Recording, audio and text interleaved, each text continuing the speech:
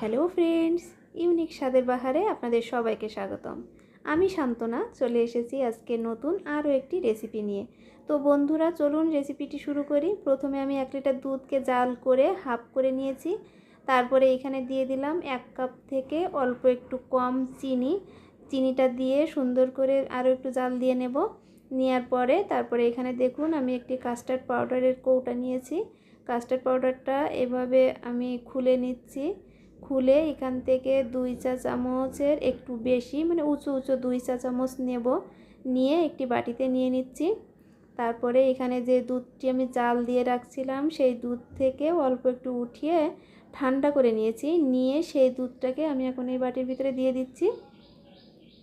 এখন কাস্টার্ড পাউডারটা আমি সুন্দর করে গুলিয়ে নেব, যেন কোনো দলা পাকিয়ে না থাকে সেদিকে খেয়াল রাখবেন। তো বন্ধুরা গুলিয়ে নিয়েছি। এবার আমি এক হাত দিয়ে কাস্টার্ড পাউডারটি ঢেলে দিচ্ছি দুধের ভিতরে, আর অন্য হাত দিয়ে অনবরত নাড়তে থাকছি। বন্ধুরা এখানে কিন্তু আপনি দুধটা নাড়াচাড়া করতে থাকবেন, তা নাহলে কিন্তু দলা পাকিয়ে যাবে নিচে। এখন দেখুন আমি আস্তে আস্তে ঘুটে ঘুটে 3 থেকে 4 মিনিট মতো জাল করে নিয়েছি। নিয়ে এই অবস্থায় আসছে।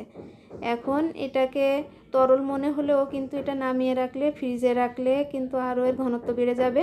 তো বন্ধুরা এই পর্যায়ে আমি এটাকে একটি পাত্রে ঢেলে নেব। নিয়ে এটাকে নর্মাল ফ্রিজে রেখে দেব 2 থেকে আড়াই ঘন্টা, বাস 2 ঘন্টা রাখলেই যথেষ্ট। 2 ঘন্টা আমি এটাকে নর্মাল ফ্রিজে রাখবো। তারপর বন্ধুরা দেখুন আমি এখানে কিছু ফল নিয়েছি আর কিছু ড্রাই ফ্রুট নিয়েছি।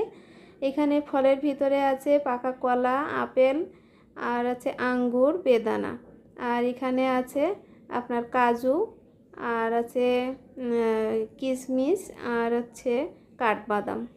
তো আমি 2 ঘন্টা পরে এটাকে নর্মাল ফ্রিজ থেকে বের করে নিয়েছি। নিয়ে দেখুন কেমন থকথকে একটা স্ট্রাকচার এসেছে। এমন সময় এটাকে ঘুটে আমি করে নেব। নিয়ে যে ফলগুলো কেটে রেখেছিলাম সে ফলগুলো আমি এখানে এখন মিশিয়ে দেব। তো প্রথমে আমি আঙ্গুরগুলো দিয়ে দিলাম।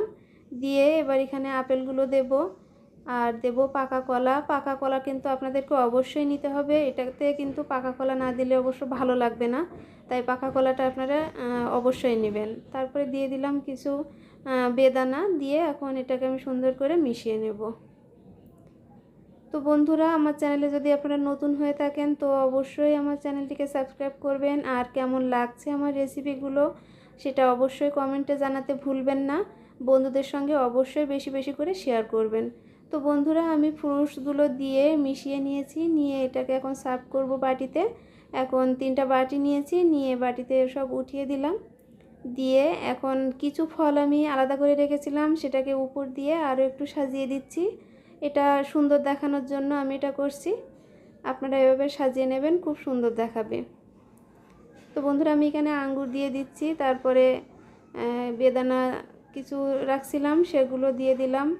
এটা দেখতে কিন্তু খুব চমৎকার লাগছে, আপনারা এভাবে সাজিয়ে দেবেন। তারপরে এখানে যে ড্রাই ফ্রুটসগুলো রাখছিলাম আমি, কিশমিশ, কাজু বাদাম আর কাঠবাদাম, সেগুলো উপর থেকে ছড়িয়ে দেব। দেখুন বন্ধুরা কত সুন্দর একটা ডেজার্ট আমি করে ফেলেছি। আপনারা বাসায় অবশ্যই ট্রাই করবেন। ট্রাই করে কেমন লাগলো আমাকে অবশ্যই জানাবেন। আর বেশি বেশি করে বন্ধুদের সঙ্গে শেয়ার করবেন। আমার রেসিপি কেমন লাগছে জানাবেন। তো বন্ধুরা আপনারা সবাই খুব ভালো থাকবেন, সুস্থ থাকবেন।